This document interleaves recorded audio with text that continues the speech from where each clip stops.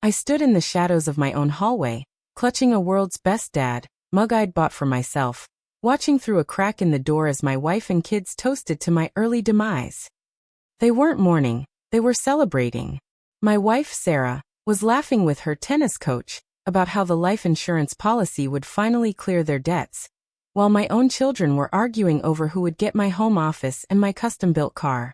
It was Father's Day, and while they thought I was dead in a multi-car pileup on the interstate, I was standing right behind them, realizing that I was worth more to my family dead than alive. I had spent 20 years being the provider, the protector, and the silent hero, only to find out that my family had been praying for my funeral just so they could cash the check. Tell me right now, if you found out your family was waiting for you to die just to get your money, would you walk in and forgive them, or would you make sure they never saw a single cent of your fortune ever again? This is the story of how I died, for 3 days just to see who my family really was. And let me tell you, the person who came back wasn't the man they expected. To truly understand how a man reaches the point of wanting to erase his own existence, you have to look at the slow decay of my life over the last 20 years. My name is David, and I've spent my entire adult life as a builder. Not just a builder of houses, but a builder of dreams. Specifically, the dreams of 4 people who never once stopped to ask what mine were. I started my architectural firm with nothing but a drafting table and a mountain of student debt. I remember the early days when Sarah and I lived in a 1-bedroom apartment where the heater barely worked. Back then we were a team. Or at least, I thought we were. But as the money started rolling in, as the 1-bedroom apartment turned into a suburban starter home, and then into the 6-bedroom glass and steel mansion we live in now, the team dynamic vanished. It was replaced by a hierarchy where I was at the bottom, supporting the weight of everyone else's expectations. I became the ghost in the machine. I was the guy who paid for the organic groceries I wasn't allowed to eat because they were for the kids' health. I was the guy who paid for the $4,000 family vacation to Aspen, but spent the whole time in the hotel room answering emails, so we could afford the next one. The neglect wasn't sudden. It was a slow, agonizing erosion. It started with forgotten birthdays, then moved to missed anniversaries, and finally, it reached the point where they didn't even acknowledge me when I walked through the door. I would come home after a 14-hour day, smelling of coffee and exhaustion, and walk into a house filled with the sound of laughter. But the moment they saw me, the laughter would stop. It was like I was the principal walking into a classroom. Sarah would immediately start listing things that were broken. The dishwasher was making a noise, the pool lights were out, the gardener hadn't trimmed the hedges properly. The kids, Leo, Maya, and Toby, would just look at me as a source of Apple Pay notifications. Hey Dad, I need $200 for a concert. Or Dad, my car needs a service. No, how was your day? No, are you okay, Dad? Just demands. The weeks leading up to this Father's Day were particularly brutal. My firm was in the middle of a hostile takeover bid, and I was fighting for the livelihoods of my 50 employees. I was sleeping 4 hours a night. I was graying at the temples, my blood pressure was through the roof, and I felt a constant dull ache in my chest that I knew was stress. I dropped hints. I'm not proud of it, but I practically begged for a crumb of affection.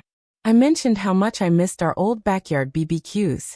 I pointed out a specific smoker I wanted for the patio.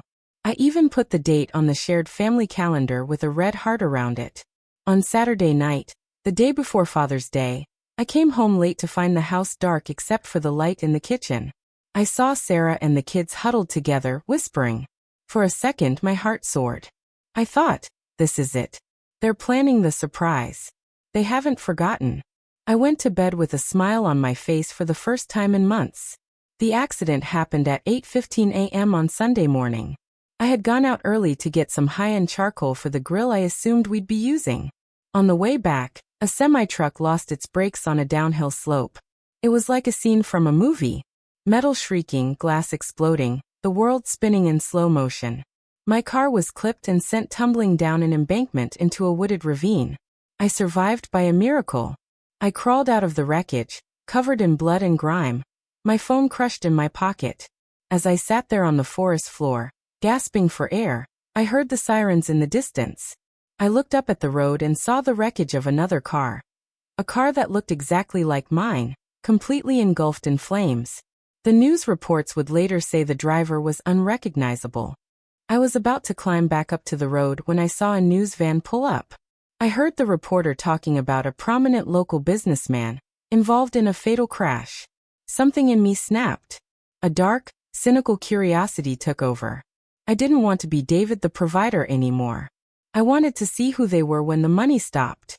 I walked through the woods, hitched a ride with a confused local to a motel 3 towns over, and checked in with the cash I kept in my glove box. I spent the next 24 hours in a fever dream, watching the news. By Sunday afternoon, the reports were official. David Miller was presumed dead. I logged onto social media from the motel's lobby computer. What I saw broke me more than the car crash ever could. Sarah hadn't posted a tribute. She hadn't posted a photo of us. She had posted a "Life is a journey of transitions" quote with a black background. Underneath, her friends were already commenting about the strength of a widow and financial security. Then I saw Leo's post. He had posted a picture of my Porsche with the caption, "Finally mine. R.I.P. Pops." My stomach turned. But the worst was yet to come. I decided I had to see the grief for myself. I took a taxi back to my neighborhood under the cover of night and crept into my own backyard. I expected to hear sobbing. I expected to see a family shattered. Instead, I saw a party. The tennis coach, Mark, was there. He was wearing my favorite robe, the one Sarah got me 5 years ago. He was pouring my $300 bottle of scotch into plastic cups. Sarah was sitting on his lap, giggling. On the day her husband allegedly died in a fiery wreck. "I can't believe the policy is for $5 million, Sarah said, her voice loud and clear in the night air. "We can finally move to the coast. I never liked this house anyway. Too much of David's modern trash everywhere." Leo laughed. "I'm selling the firm, Mom. The partners already called. They want to buy out his shares. I'm going to be a millionaire before I'm 21. I stood there in the darkness, the world's best dad mug I'd found in the garage earlier shaking in my hand. I wasn't a person to them. I was a life insurance policy. I was a hurdle that had finally been cleared. I realized that if I walked in then, I'd just be an inconvenience. I had to be a ghost for a little longer to ensure their destruction was total. I spent Monday and Tuesday working with my lawyer, who I had contacted via a burner phone. He was the only person who knew I was alive. We went through the books.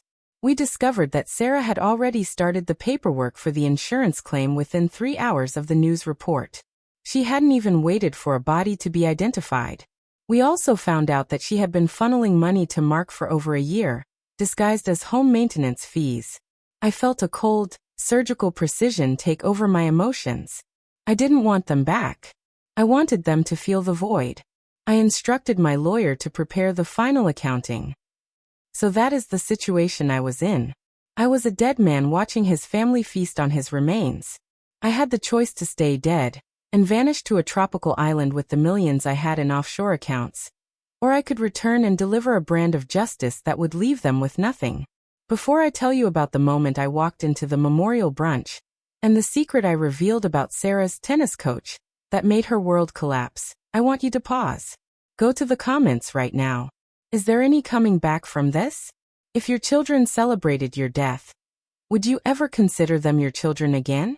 Or would you do what I did and treat them like the strangers they chose to be? Wednesday morning was the celebration of life brunch. Sarah had invited everyone, the neighbors, the business partners, the coach. It was a sea of black linen and fake tears. I arrived at the house at 11 a.m. I didn't use my key. I walked through the front gate and stood at the edge of the patio. Mark, the coach, was giving a speech. David was a man who worked hard, he said with a smirk. But he forgot that the most important thing in life is being there. I promised to be there for this family in a way he never was. The crowd clapped. I felt a surge of adrenaline so strong my vision blurred. I stepped forward, the gravel crunching under my boots. The first person to see me was Maya. She dropped her plate of appetizers, the porcelain shattering on the stone. One by one, the heads turned. The music, a soft jazz playlist I hated, seemed to die mid-note. Sarah's face went through a terrifying transformation. It went from a mask of faux sorrow to pure, white-hot terror. She literally fell backward off her chair. David, she whispered, her voice cracking. I didn't say a word. I just walked to the buffet table, picked up a piece of expensive lox, and ate it. I looked at Mark, who was frozen with a glass of my scotch in his hand. Nice robe, Mark, I said. It suits a man who has absolutely nothing of his own. The chaos that erupted was biblical. Sarah tried to scream that it was a miracle, but I held up a digital recorder. I pressed play. The entire garden heard her voice from 2 nights ago, talking about the $5 million policy and how she never liked my modern trash. I played Leo talking about selling my firm. The guests, my friends, my colleagues, looked at them with utter disgust. But I wasn't done. I looked at Sarah and said, by the way, Sarah, you might want to ask Mark about his other family. You know, the one in the next county that he's been supporting with the maintenance fees you've been stealing from me. Mark tried to run, but my security team, the ones I'd hired that morning, blocked the exit. I didn't call the police. I didn't need to. I had already filed for a legal resurrection and an immediate freeze on all marital assets due to attempted insurance fraud and financial dissipation. I gave them 2 choices. They could leave right now with the clothes on their backs and I wouldn't press charges for the fraud, or they could stay and wait for the handcuffs. Sarah looked at the kids, but for once, the kids weren't looking at her. They were looking at the ground. They realized the ATM had not only shut down, but it was about to take back everything it had ever given. The aftermath was a long, cold winter for them. I divorced Sarah within the month. Because of the evidence of her infidelity and the clear intent to defraud the insurance company, the no-fault state laws were bypassed, and I kept almost everything. The house was sold, and I moved to a smaller, quieter place by the ocean, a place they'll never find. Leo and Maya had to drop out of their expensive private colleges. They now live in a cramped 2-bedroom apartment, working entry-level jobs they once looked down upon. Toby, the youngest, is the only one I still talk to. He was the only one who didn't toast to my death that night. He was in his room crying. I'm paying for his school, but he knows the rules. One slip-up, one hint of that entitlement, and he's on his own. I realize now that Father's Day isn't about the gifts or the cards. It's about the legacy of respect. I failed to build that legacy because I thought money could buy it. I was wrong. I had to die, to finally start living as a man who is respected for who he is, not what he provides. The moral of this story is that if you feel invisible, don't keep working harder to be seen. Sometimes you have to take your light away entirely so they realize how dark their world is without you. Like this video if you think I did the right thing by giving them a taste of their own medicine. Subscribe for more stories about the hidden side of family life, and tell me in the comments, was I too harsh on my kids, or was this the only way to save them from themselves? I'll see you all in the next story.